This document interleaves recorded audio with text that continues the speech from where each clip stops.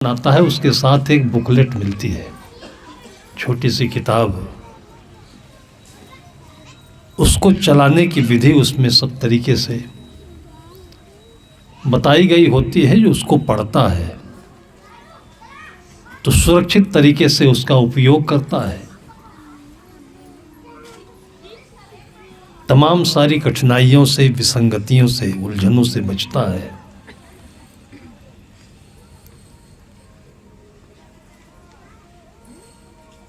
दिक्कत यह है कि हम लोगों के जन्म के समय हमें ऐसी कोई किताब नहीं मिली,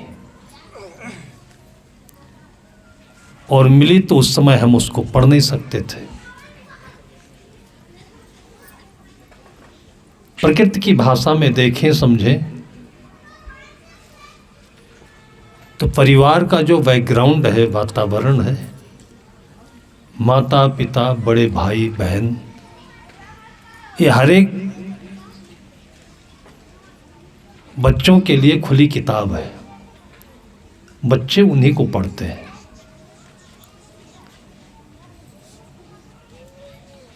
और बच्चों के भीतर में बड़े प्रश्न होते हैं, आइडिया भी होते हैं।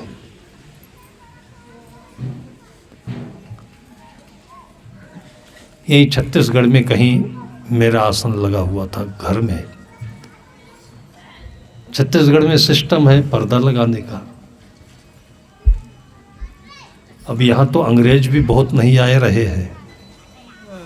पूरा शुद्ध भारतीय संस्कृति का प्रदेश है, लेकिन पर्दे वाली व्यवस्था यहाँ हर प्रदेश से आगे है। पता नहीं क्या कारण है।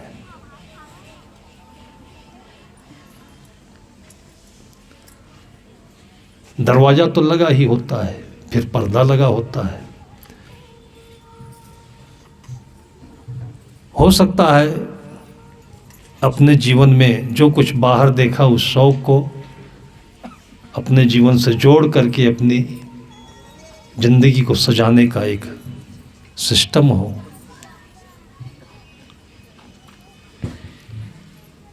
उस कमरे में हम थे। उस घर की छोटी बच्ची 5-6 वर्ष की रही होगी। वो कई बार आई गई होगी, फिर अपने दादी से पूछती थी कि साहब हमेशा पर्दे के अंदर क्यों रहते हैं। तो उसकी दादी ने हमसे प्रश्न पूछा। कितना गूढ़ प्रश्न था ये। उस छोटी सी बच्ची को, जिसको हम लोग बच्चा समझते हैं, बुद्धू समझते हैं, अज्ञानी समझते हैं, कितनी बड़ी बात बोली। ऐसे बहुत संत हैं जो बंद कमरे में नहीं रहते, बरामदा में होंगे, छत पर होंगे, खुली जगह में होंगे। वो नियम हमें भी अच्छा लगता है, लेकिन हमें अच्छा नहीं लगता कि अपनी शर्त पर जिए हम। बहुत लोग पूछते हैं कि महाराज जी आपको क्या पसंद है, और लगभग हर जगह ये डिमांड, ये पूछ होती है। और सचमुच में बताऊं कि आज तक मुझे कभी पहचान नहीं आई कि मुझे क्या पसंद है। जैसा भी चावल हो, जो भी सब्जी हो, जो भोजन हो। नमक मिर्च मसाले की बात थी तो जहाँ कई दिन रहना होता है वहाँ पर बता देता हूँ। साथी लोग जानते हैं, जो पुराने भक्त हैं वो जानते हैं। और ज़्यादा मिर्च मसाला हो जाता है तो कम खा लेता हूँ, पानी मिला लेता हूँ। बता इसलिए देता हूँ कि जो सुख, जो आनंद, जो स्वास्थ्य, जो दौलत अपने जीवन से हमें मिला है वो आपको दे दूँ, क्योंकि आपका नमक खा रहा हूँ।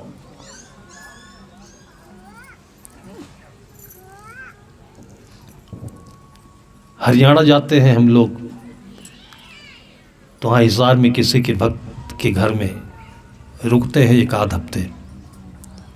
वो कहीं पर गए होंगे कार्यक्रम में, अपनी ही परंपरा के सतगुरु कबीर साहब के अनुयायी कोई संत रुके थे।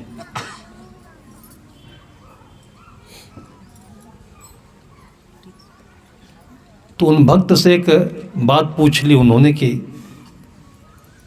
ध्यान करते हो कि नहीं करते। तो जो भक्त था वो हक बका गया, कुछ बोल नहीं पाया। फिर यही बता दिया कि हम तो ध्यान के बारे में कुछ नहीं जानते हैं। तब उन्होंने फिर से पूछ लिया कि आपके यहाँ साहेब आते हैं, गुरु आते हैं, कभी पूछा नहीं उनसे? तो उनको बड़ा आश्चर्य लगा कि ये कैसे संत बात कर रहे हैं। तो उन्होंने कह दी जो सच्ची बात थी कि हमें पूछने की हिम्मत नहीं हुई। फिर इस प्रश्न को और आगे कोचते चले गए। तब फिर उनके अंदर से आवाज आई कि साहब आप तो दिन भर मंच पर बैठते हो, अगर हमें ध्यान करना नहीं आता तो आपका भोजन हम नहीं बनाते हैं। अगर हमें ध्यान करना नहीं आता तो आपके सत्संग में नहीं आते, होटल में जाते हैं। अगर ध्यान करना नहीं आता तो नमक ज़्यादा हो जाता, मिर्च मसाले ज़्यादा हो जाते। तो हमें यह लगता है कि हमें कभी आवश्यकता ही नहीं महसूस हुई कि हम गुरु से पूछे कि ध्यान क्या है, क्योंकि वो भी ध्यान में जीते हैं और उसी ध्यान में हम भी जी रहे हैं।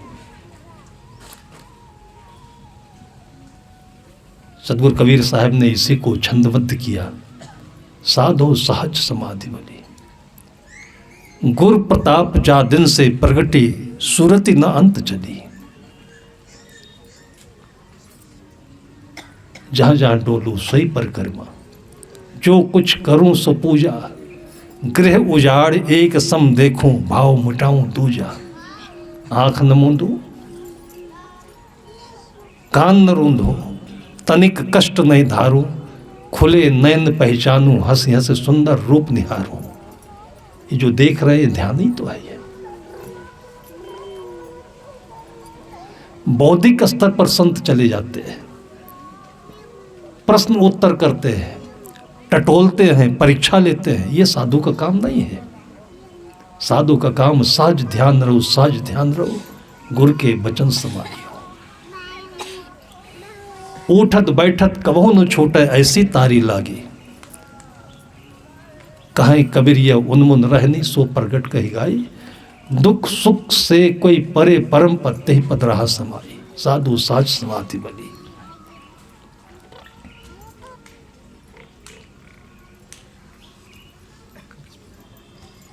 हमारी आंखों में प्रतिक्षण ध्यान होना चाहिए।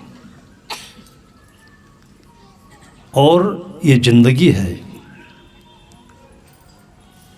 और ये भटकती है, क्योंकि सबके पास व्यवहार भी है, वो साधुओं के पास भी है।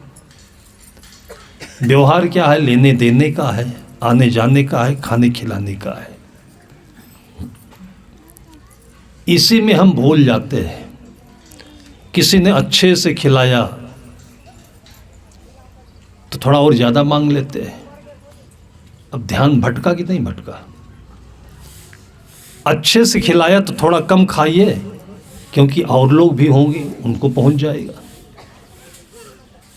अच्छी चीज मिले तो थोड़ा पीछे से खाइए, क्योंकि अच्छी चीज थोड़ी खाई जाती है, जिससे कि उसकी आदत न पड़े। और जितनी जरूरी चीजें हैं उनकी आदत कभी पड़ती नहीं है। कैसे सुंदर नियम है ये जीवन के, और ये हमारे आपके साथ में है। जो जीवन के लिए अति आवश्यक है, फायदेमंद हैं, शरीर को निरोग रखने वाले हैं और मन को स्वस्थ और सौम्य रखने वाले हैं, उनकी आदत नहीं पड़ती है। लेकिन कभी ध्यान नहीं दिया, इसलिए ज्ञान नहीं हुआ। पानी पीने की आदत आपने नहीं सुनी होगी, किसी को पड़ गया हो, और सबसे जरूरी चीज पानी है। धूप लेने की आदत नहीं पड़ती है, चावल की, दाल की, रोटी की आदत नहीं पड़ती है। ये जरूरी है शरीर के लिए। और जिन चीज़ों की आदत पड़ती है वो नुकसानदेह है, जैसे चटनी है, अचार है, मुरब्बा है, इनकी कोई ज़रूरत नहीं। अच्छी भूख हो तो रोटी ही चटनी है, हमने खाते देखा है लोगों को, और पता नहीं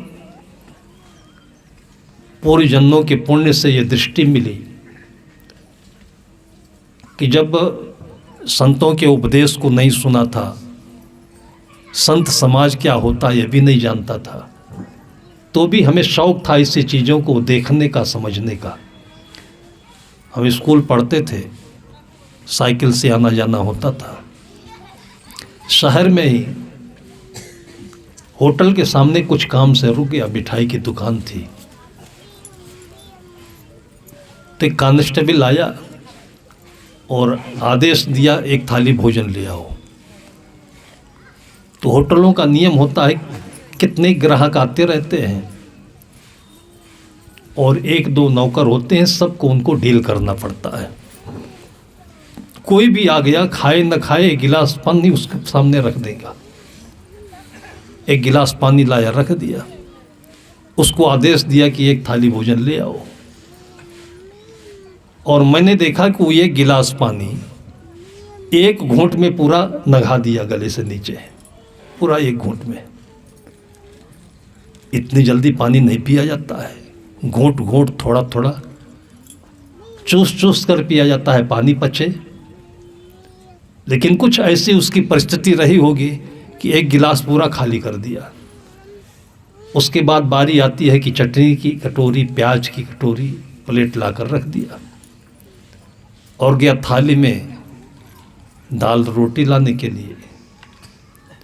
तो जब तक वो दाल रोटी लेकर आए तब तक वो चटनी प्याज सब खा गया अकेले।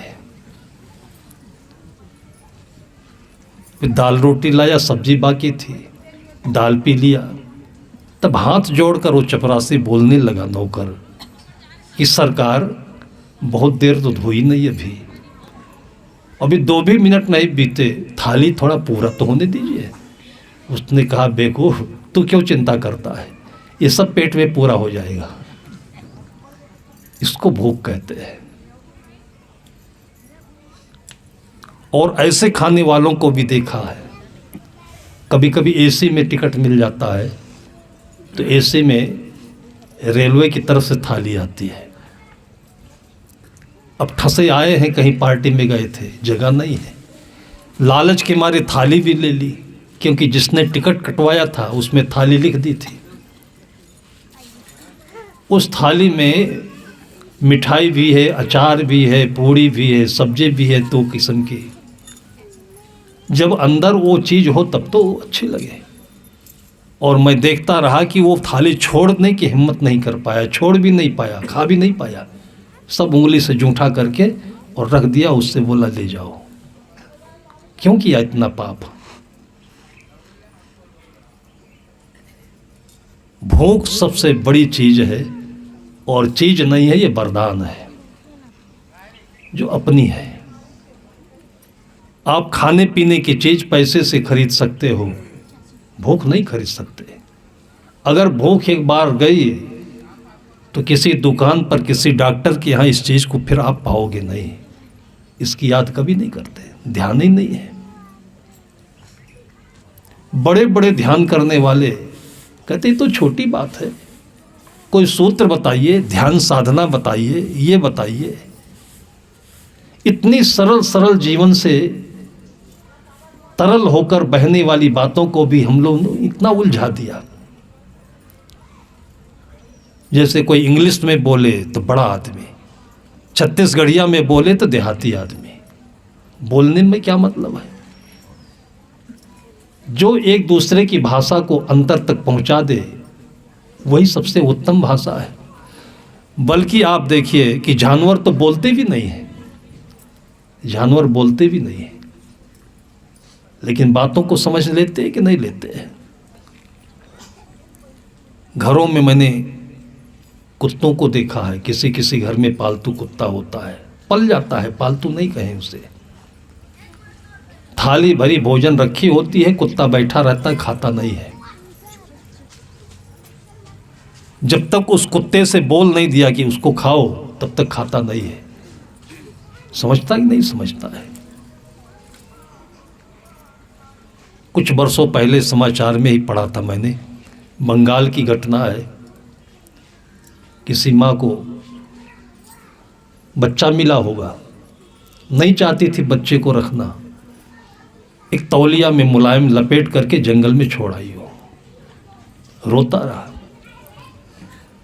गांव से लगभग 1.5-2 मील की दूर पर वो जंगल था। गांव में शाम को कुत्ते घूमते रहते हैं। जब घरों में कुछ रोटी पा गए, खाए नहीं पाए, तो फिर जंगल की ओर शिकार के लिए चले जाते हैं भूख के कारण से। वो 4-5 कुत्ते गांव से निकल करके वो बच्चे के रोने की आवाज़ सुनते सुनते वहाँ पहुँच गए। पूरी रात उसका चक्कर लगाते रहे झाड़ी के, जहाँ पर वो तौलिए के भीतर बच्चा रोता रहा। पूरी रात चक्कर लगाते रहे। सुबह जब गांव वाले शौच के लिए उस जंगल की तरफ आए तो 1-2 कुत्ते वहाँ खड़े होते, घूम रहे होते। 1-2 कुत्ते उन लोगों के पास जाकर के भूखते। उन लोगों ने भी समझ लिया इशारा। जब लोग उसके नज़दीक पहुँचे तब बच्चे के रोने की आवाज़ मधुर पड़ गई थी। पूरी रात भर रोते रोते बच्चा अभी अभी जन्म लिया हुआ है। उस बच्चे को देख करके जब उन लोगों ने हैंडओवर कर लिया, बच्चे को ले लिया, तब कुत्ते चले गए। ये समझदारी नहीं है। हम लोगों ने अपने घमंड के अलावा किसी को देखा ही नहीं, समझा ही नहीं है। भंवर बिलंबे बाग में मोह फूलन की आस। सब तरफ से देखना और देख करके अपने में आ जाना, अपने को सजाना। इन गुणों से, प्रकृति की चीज़ों से, स्वास्थ्य से, नींद से, भूख से, प्रेम से, ये सारी चीज़ें जब इकट्ठी हो जाती हैं तो सबकी अंतिम परिणति प्रेम है। वो प्रेम क्या है? परम शब्द से प्रेम शब्द बनता है। परम, परम का अर्थ दोनों होता है। अब इन शब्दों के बारे में कोई जल्दी जानता नहीं है, जाता भी नहीं है। परम शब्द का अर्थ छोटा भी होता है और बड़ा भी होता है। जैसे आत्मा शब्द में परम शब्द लगा दिया जाता है, जोड़ दिया जाता है, तो परमात्मा माना जाता है, मतलब बड़ा, व्यापक।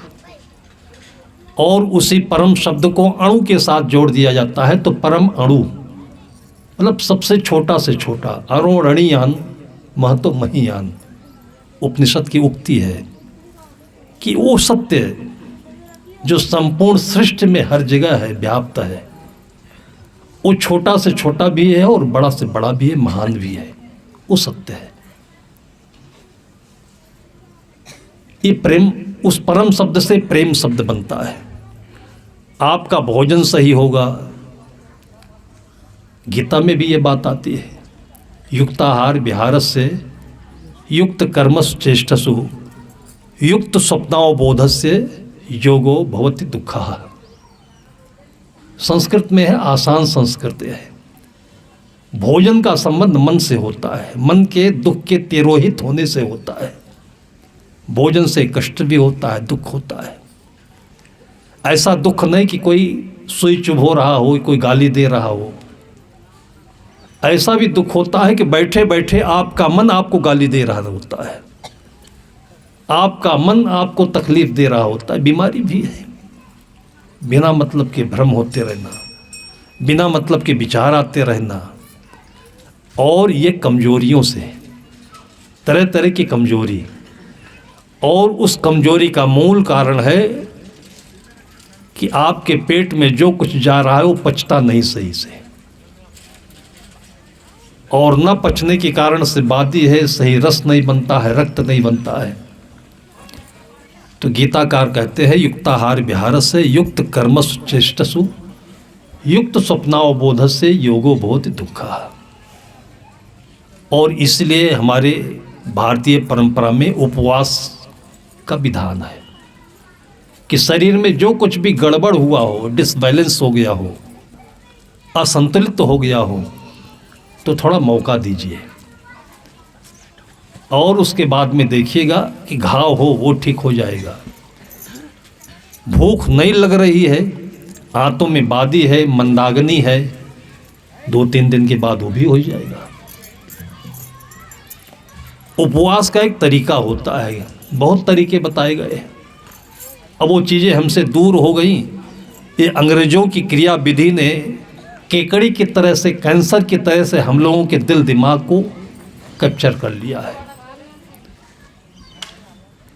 नहीं तो चंद्रायण और कितने प्रकार के व्रत लोग पहले करते थे। चंद्रायण व्रत भी होता था उनमें से। चंद्रायण का मतलब क्या होता है कि जैसे महीना में 2 पक्ष होते हैं, 15 दिन को एक पक्ष माना जाता है। एक अंधेरा पक्ष होता है, दूसरा उजाला पक्ष, कृष्ण पक्ष, शुक्ल पक्ष कहते हैं। तो पूर्णिमासी के दिन पूर्ण चंद्रमा पूर्णता में खिला रहता है, तो उस दिन पूरी थाली भोजन करिए। व्रत यहीं से शुरू होता है। फिर जैसे जैसे मान लीजिए कि 15 दिन पूरी थाली में 15 कौर आते हैं। पूरी थाली में चावल, दाल, रोटी सब मिलाकर 15 ग्रास लेते हैं आप।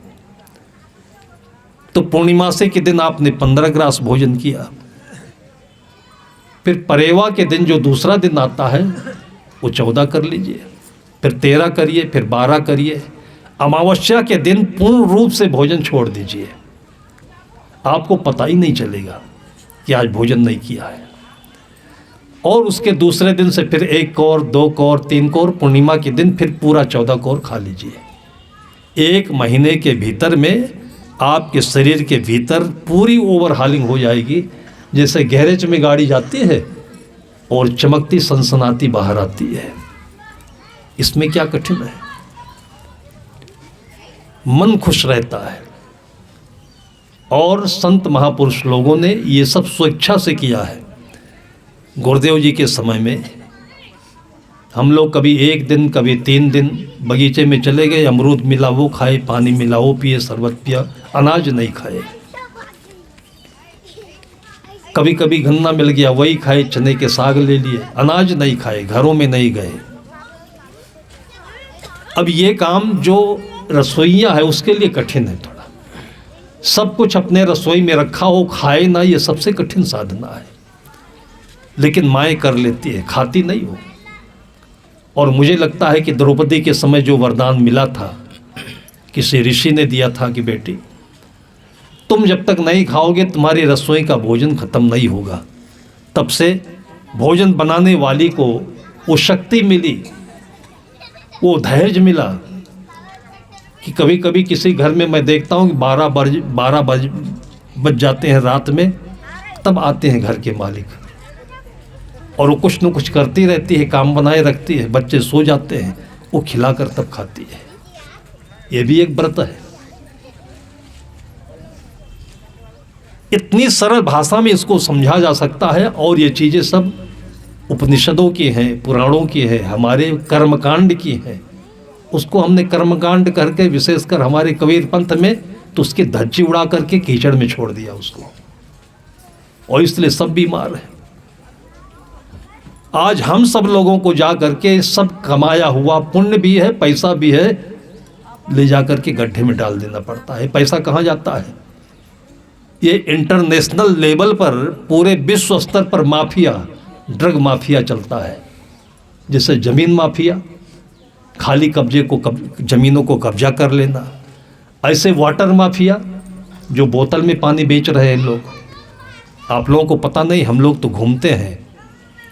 स्टेशन पर जब गाड़ी पहुंचने के नज़दीक आती है तो स्टेशन मास्टर को पैसा दे करके, वहाँ व्यवस्थापक प्रबंधक को पैसा दे करके और टंकी का पानी खले करा देता है।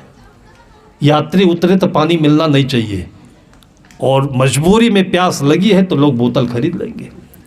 सबसे निहायत निकृष्ट किस्म का पानी होता है बोतल का। वो आप सोचते होंगे आपके घर में फिल्टर लगा हो, एक्वा लगा हो, तो एक मशीन लेकर के आता हो, TDS नापता है। आपके यहाँ का पानी तो बहुत पत्थर का पानी, बहुत सुंदर पानी होता है। हमें लगता है वैसे भी नापा जाए तो 25-50 TDS से ज़्यादा नहीं निकलेगा। 250-300 TDS तक पानी पीना चाहिए आराम से। जो पानी बर्तन में रख दिया जाए, पीला ना पड़े, रंग ना आए, गंध ना आए, वो पानी सबसे शुद्ध माना जाता है। लेकिन इस सारे पानी के ऊपर पानी फेर करके ये बदमाश पैसा कमाने की खातिर इतना बड़ा जाल फैलाया हुआ है। सारे स्टेशनों पर यही हो रहा है। दूसरी तरफ हम खरीदते हैं जब मोल का पानी 20 रुपये लीटर, 20 रुपये लीटर दूध खरीदते हैं तो उससे कहते बड़ा महंगा दे रहा है, और पानी ले लेते हैं तो पानी पैसा फेंक कर चले आते हैं। ये हमारा दंभ, पैसे का घमंड, और दूसरी तरफ ये जितने भी तंत्र फैलाए रखे हुए हैं, इन दोनों के बीच में कैसे साजिश। ऐसी ऐसी बातों को हम लोगों ने कभी समझने की कोशिश नहीं की, इसी की आगोश में फैलते चले जा रहे हैं। ऐसे ड्रग माफिया भी होता है। शुगर लेवल अगर आप लोगों को बताएं तो 200 तक कोई ज़्यादा नहीं माना जाता है, और वैसे तो आपके छत्तीसगढ़ में मिठाई खाई नहीं जाती है, वहाँ तो शुगर होना ही नहीं चाहिए। हम लोग जब शुगर के बारे में कुछ सुनते भी नहीं थे, और जबकि उत्तर प्रदेश में मिठाई अधिक होती है, गन्ना होता है, गुड़ खाते हैं या चीनी खाते हैं। तो एक बार यहीं छत्तीसगढ़ से वापस घूमते हुए मैं महाराष्ट्र गया। यहाँ सुबह जब टहलने निकलता था तो 2-4 किलोमीटर टहलते टहलते बीच में थोड़ा सा दिमाग में एक बार राउंड चक्कर आ जाता था। तो कोई से दिक्कत नहीं होती थी, कभी मैंने ध्यान नहीं दिया। महाराष्ट्र में जिसके यहाँ रुका हुआ था उसके घर में अभी अभी वो MBBS करके डिग्री लेकर के लड़का डॉक्टर होकर आया था। तब शुरुआत चली थी वही जो शुगर नापने वाली इलेक्ट्रॉनिक मशीन होती है। तो उसने कहा उद्घाटन करता हूँ साहब, आपका शुगर नाप देता हूँ। तो 40-45 की उम्र रही होगी। तो नापा तो हक्का बक्का रह गया, साहब आपको चक्कर नहीं आता है। उस समय 60 या 65 रहा होगा, जबकि 70 से ऊपर शुगर होना चाहिए हर व्यक्ति का।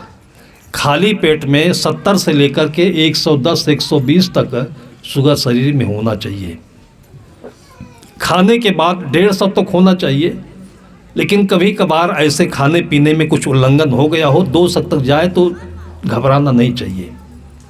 और पुराने लोग तो घबराते क्या थे, वो जानते ही नहीं थे शुगर क्या है, तो किसी को होता भी नहीं था।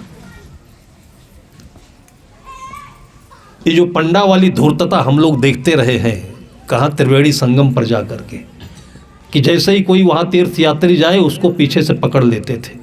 भाई चलो तुम्हारे ऊपर एक ग्रह लगा है, ये दशा लगी है, ये तुम्हारे ऊपर मुसीबत आने वाली है। तमाम पंडे पीछे पड़ जाते थे। तो वैसे ही एक चालाक आदमी गया हुआ था, उसके पीछे पड़ गए। ज़्यादा तो कुछ नहीं था उसके पास में, पीछे पड़ गए, इधर उधर बात करने लगे। तो उसने कहा कि भाई हमें भी पूजा कराना है, ग्रह शायद कुछ बताओ कैसे करें, पूजा कराएं। तो उसने बताया कि ग्रह तो तुम्हारे बहुत कठिन है, फिर भी तुम गांव से आए हो, हमारे बिरादर हो, तो तुमको 1001 रुपये में हम ग्रह दशा ठीक करके पूजा करा देंगे। तो उसने कहा तुम जानते हो कि मैं पैदल आया हूँ, हमारे पास पैसा ही इतना कहाँ है।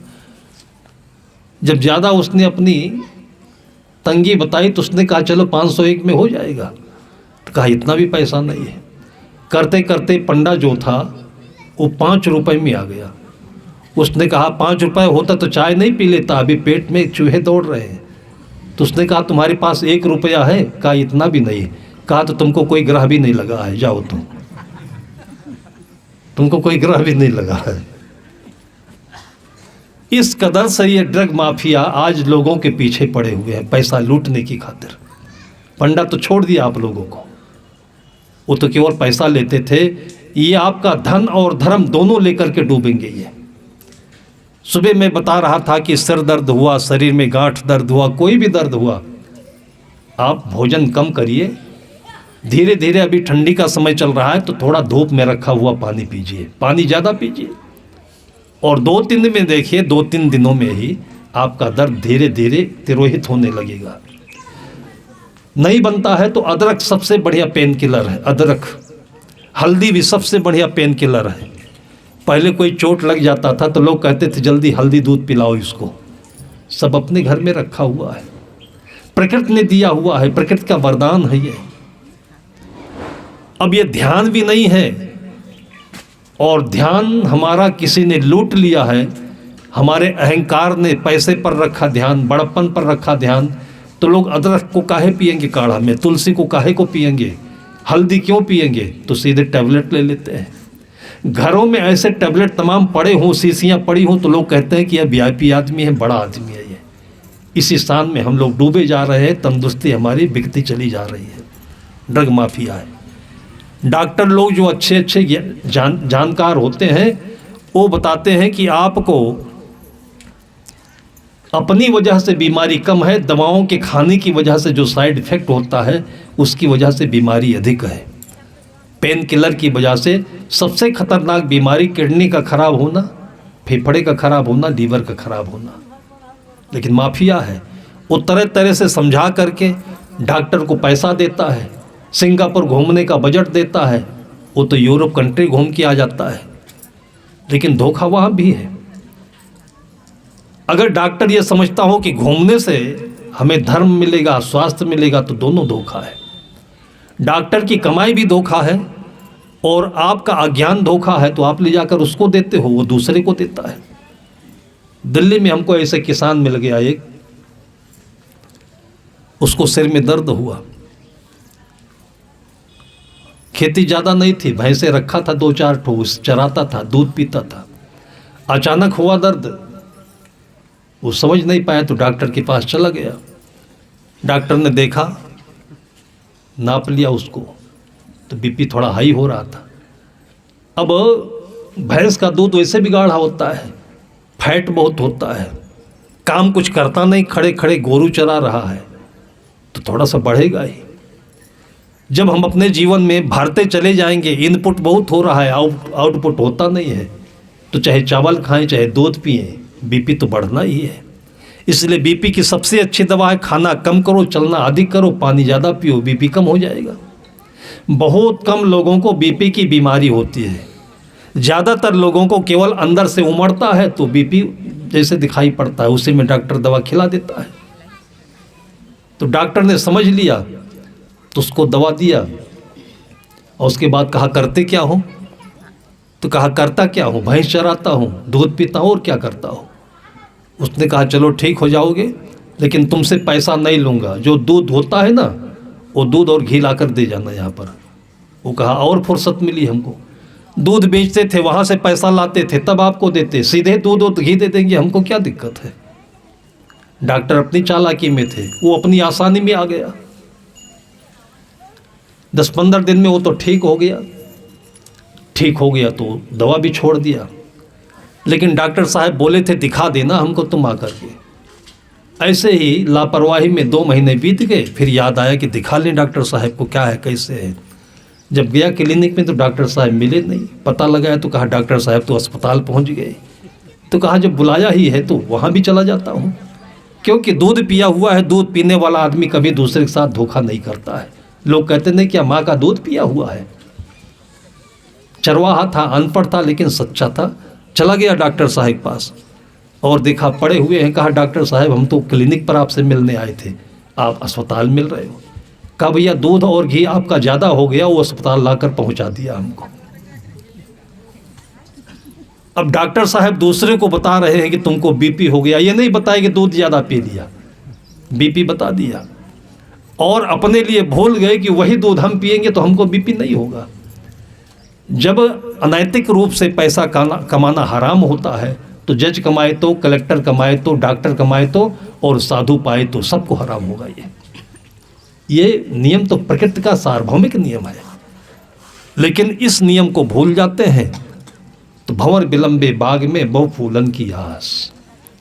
घरों घरों में स्टैंडिंग टॉयलेट बन रहा है, स्टैंडिंग, घुटने बेकार हो जा रहे हैं। एक एक घुटनों के ऑपरेशन के 5 लाख से 7 लाख रुपए तक के खर्च हो रहे हैं।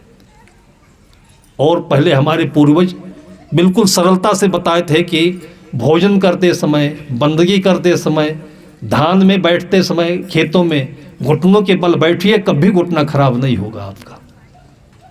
जमीन पर बैठकर भोजन करिए। तो सबके घरों में देखते हैं डाइनिंग टेबल बन रहा है। जब इस चीज का उपयोग करोगे नहीं तो जाम हो जाएगा कि नहीं हो जाएगा।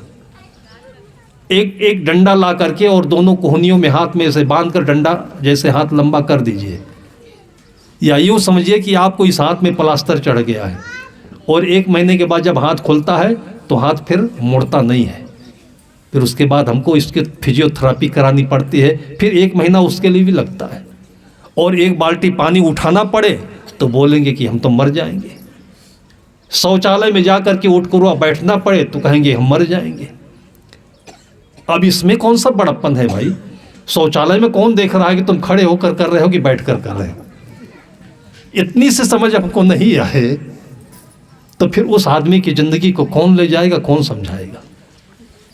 भंवर बिलंबे बाग में, ये आधुनिकता की जो बगिया है, इसे में हम अंधे होकर के गिरते पड़ते चले जा रहे हैं। इसमें न बड़प्पन की बात है न छोटप्पन की बात है, बात स्वास्थ्य की है। अगर आप स्वस्थ रहेंगे तो हमेशा हर जगह बड़े रहेंगे और दूसरों को कुछ देने लायक रहेंगे। और इससे सबसे बड़ा जो लाभ मिलता है वो क्या मिलता है? संपूर्णता का, तृप्ति का और वैराग्य का। जब आपको इसी घर में, इसी खाने पीने में, लोगों के साथ व्यवहार करते करते इसमें दुख क्या है, सुख क्या है, हानि क्या है, लाभ क्या है, अगर इसको समझते जाएंगे तो उत्तरोत्तर धीरे धीरे आपको इससे विरति पैदा होगी। और 50 की उम्र आते आते आपका मन इतना खुश खुश रहेगा और बेटों को सब सौंप करके पूरा पूरा भजन में लग जाएंगे। कितना बढ़िया कायदा बनाया प्रकृति ने भाई। पेड़ से ये फल टूट करके गिर जाता है नीचे, क्यों गिरता है? पक जाता है। और हम कभी पकने का नाम ही देते हैं। बाल पकता है तो डाई करा लेते हैं। अब डाई करा कर क्या करोगे? अभी किसी गांव से आया, बड़ा खुश होकर के बोल रहा था, वो कितना 55-60 कर रहा होगा। बोला साहब अब मेरे बेटे की बहू आ गई है, डाई कराना छोड़ दिया मैंने इससे क्या मतलब तुमको? उसने कहा कि बेटे बहू देखेंगे हमको तो उनको भी क्या लगेगा कि मेरे दादाजी, मेरे बाबा जी अभी भी डाई कराए घूम रहे हैं।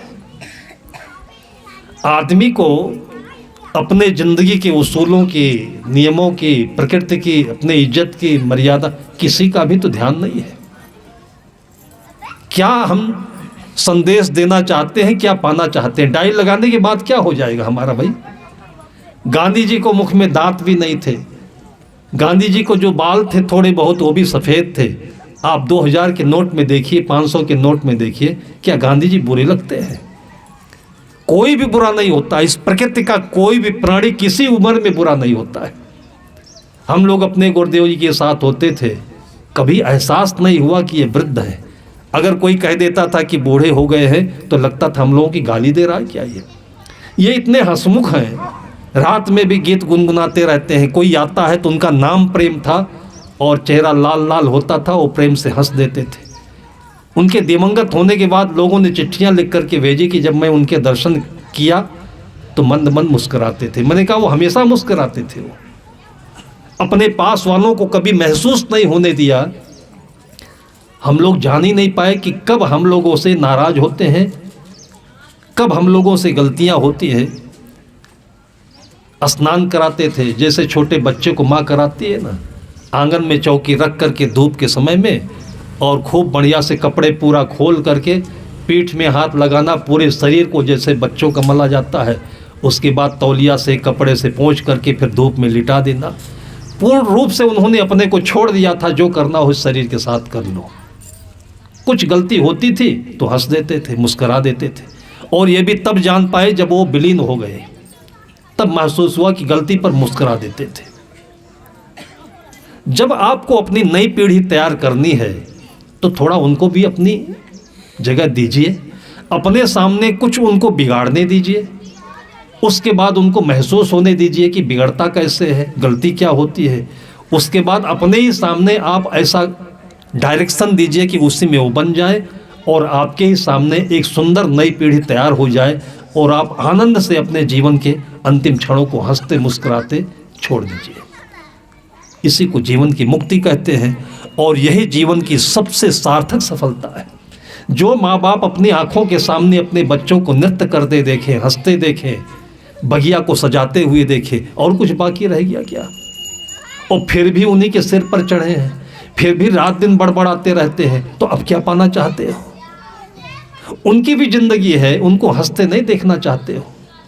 कितने घरों में मैंने सासू को देखा है कि 20-20 चाबियों की गुच्छा कमर में बांधे घूम रही है, चल भी नहीं सकती है, हाथ कपते हैं, ताला भी नहीं खोल सकती है और गुच्छा भी निकालना नहीं चाहती है। पता नहीं वो तिजोरी कहाँ ले जाएगी साथ में। अगर बेटे बहू कहीं हंसते मिल गए तो इतना गरियाती है, इतना गरियाती है, वो गाली हम लोगों के पास भी पहुंच जाती है। क्या सिखाया इन लोगों को? मैंने कहा कि जब आपने शादी की थी तो आपने ये सोचा नहीं था कि किसके लिए शादी कर रहे हैं। आपने अपनी शादी की थी तो आपने कभी हंसा कि नहीं हंसा अपनी ज़िंदगी में? अपनी भी भूल गए, दूसरे के देखना भी नहीं चाहते हैं। ऐसा तिकड़म परिवार में ये होता है कि जिसका कुछ भी आदि अंत नहीं, कहीं नैतिकता भी नहीं, कहीं मर्यादा भी नहीं, बेसिर पैर की बातें दिमाग में नाचा करती है। क्यों? कि हमारा कुछ काम घर में रह नहीं गया है। बार बार उसी कीचड़ को मथते रहते हैं। वही भोग है, वही विषय है, वही खाना है। कभी व्रत भी नहीं रहा, कभी कथा भी नहीं सुनी, कभी आश्रम पर भी नहीं रहे, और एकदम से कहते हैं कि सतगुरु कबीर साहब अंतर्यम बिदार होए धाया।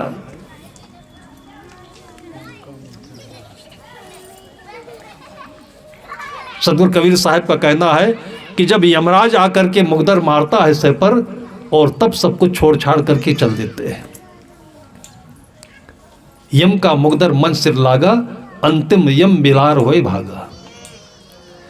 तो ये स्थिति जो अपने लिए महान दुखदाई होती है, ये बाकी रह गया, वो बाकी रह गया, अंतिम समय की स्थिति।